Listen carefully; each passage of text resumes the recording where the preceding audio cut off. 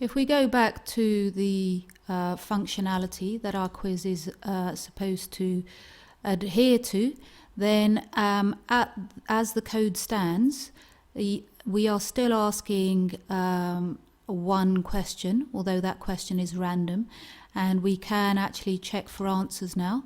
So these two bits are happening, but we are still only asking the one question. So one of the things that we might want to ask the children at this point is how could we improve our game, and really it's being able to ask more than one question at a time. And they will probably know the answer to this because they have done this in year 5 units, or maybe an earlier unit before.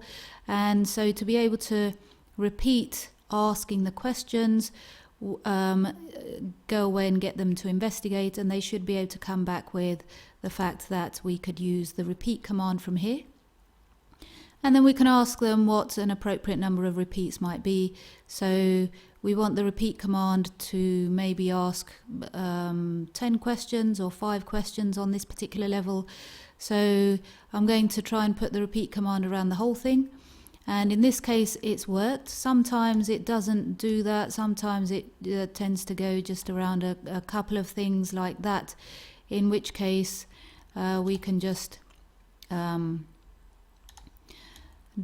separate out the blocks of code, and then actually drag our block of code inside the repeat. So when we get a white line like so, we can drag it in and it will repeat all of our code.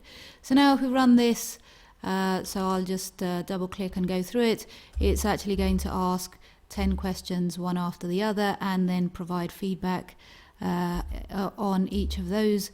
So I can just go in and test it. And again, what we're trying to get the children to realize is the importance of testing this particular bit of code.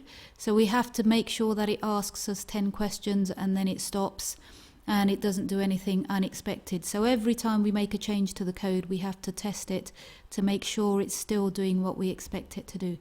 So I'm just going to stop this running now. So that's a very straightforward improvement that can be made. And now we can go back and refer to the functionality that our game is supposed to be adhering to. So we can ask questions, it checks the answers, and the next thing we've got here is to be able to check the score.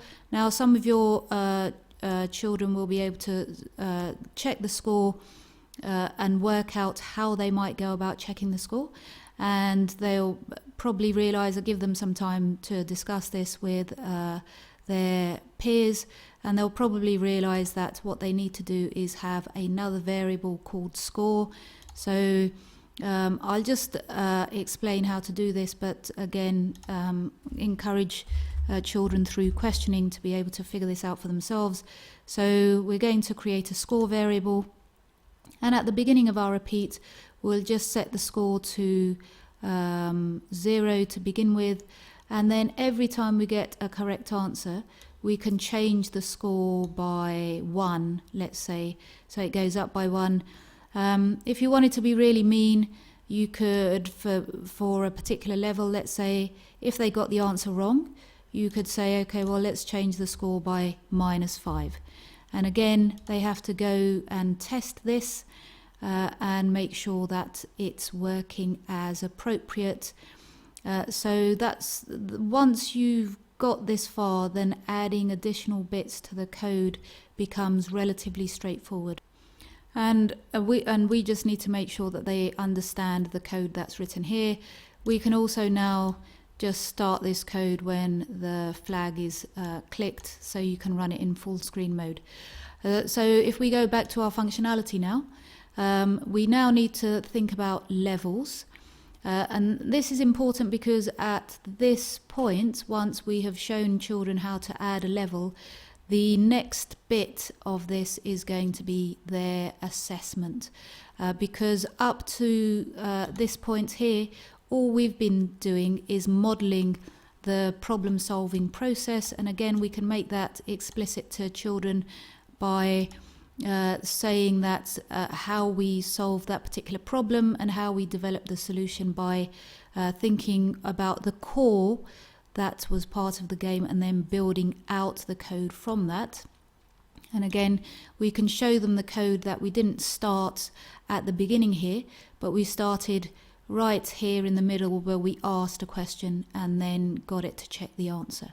So in the next video, we'll look at how to add a level and then talk about assessment.